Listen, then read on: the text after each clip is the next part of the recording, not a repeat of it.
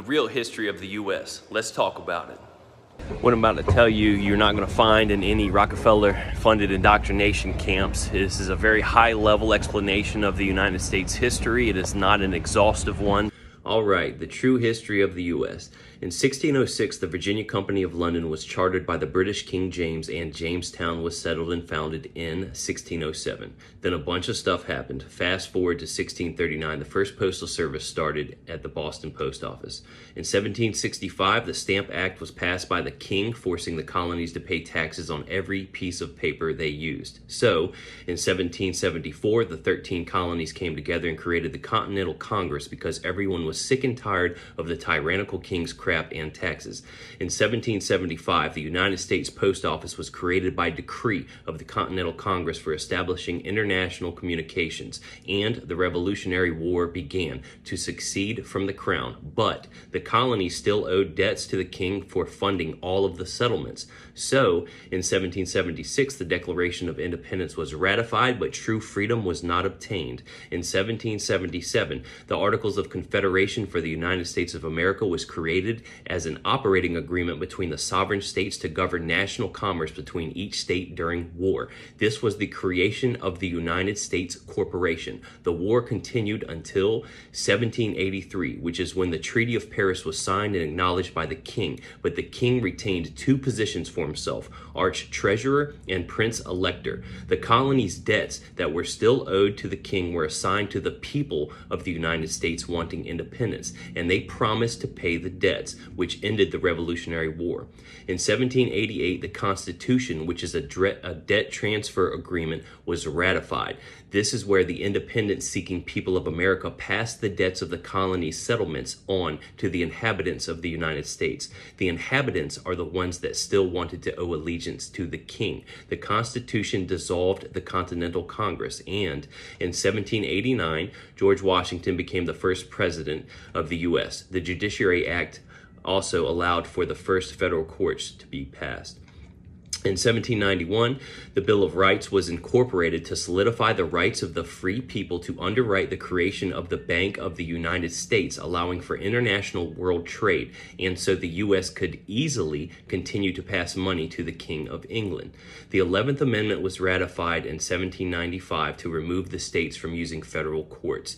In 1801, the District of Columbia was founded as a federal district headquarters for the United States. In 1811, the Charter for the Bank of the United States ended, and the states did not want to renew it. This is also when the first 13th Article and Amendment to the Constitution, called the Title of Nobility Act, had 12 of 13 states' approvals that were needed. In 1812, the debt collectors to the king came knocking, and the people couldn't pay, so the War of 1812 broke out. This is where Britain came to shore and seized all of the titles to property and burned all of the courthouses to compel the renewal of the Bank of the United States, and this caused all the states to come together as surety for the debt obligations and interests still owed to the crown. In 1819, the Title of Nobility Act was approved by Virginia, which said no U.S. citizen could be an attorney. But the U.S. federal government didn't acknowledge it. The 1830s through 1850s, state territory expansion was very heavy. In 1861, the debts of the states were due, and the Civil War occurred when the states that didn't want to pay the debt obligations that were owed to the crown tried to succeed from paying. And so, in 1862, the IRS was created to solidify a direct fund transfer to the king for debts owed. In 1863, the Lieber Code, also known as General Orders Number 100, was the operating agreement of how the U.S. government's military was going to seize back the Confederate States' assets that were originally promised.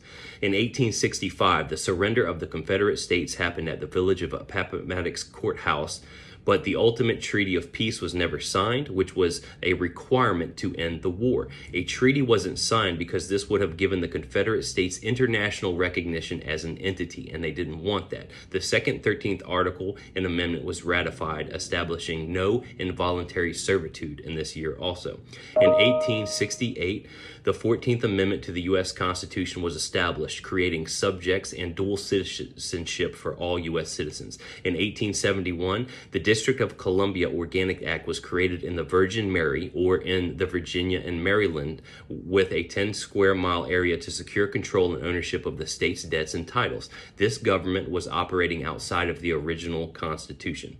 In 1913, the 16th Amendment was ratified to allow for nationwide income tax, and the Federal Reserve Act passed by Congress and was signed into law by President Woodrow Wilson, acting as the central bank, which is a privately owned system.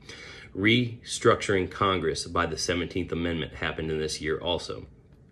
In 1917, the Office of the Alien Property Custodian was created to handle enemy money and property. In 1933, Franklin Delano Roosevelt declared the U.S. government corporation bankrupt and updated the Trading with the Enemy Act to include all U.S. citizens as enemies. This is also when the standardized uniform U.S. birth certificates were adopted by all states. In 1934, the Office of the Alien Property Custodian was converted to the Alien Property Bureau in the Treasury to handle all U.S. citizens' money and property, because U.S. citizens were classified as enemies. In 1936, the Social Security number started being assigned to all corporate persons. In 1963, the Zone Improvement Plan Code, or zip code, was created to spread a false federal U.S. jurisdiction over the entire continent of the United States of America. In 2001, 9/11 laid the way for the Patriot Act, where all communications became monitored and filtered through the NSA. In 2010, the Obamacare Act was passed, which placed a lien on all U.S. citizens, preventing the creditors of the U.S. from enacting World War III to collect debts. So the people and the public lost their sovereignty, then the states lost their sovereignty, then the U.S. lost their sovereignty, and fast forward, always follow the money. Today, the U.S. is over $32 trillion in debt to the creditors. We are watching firsthand the systematic and categorical collapse of the world's reserve currency.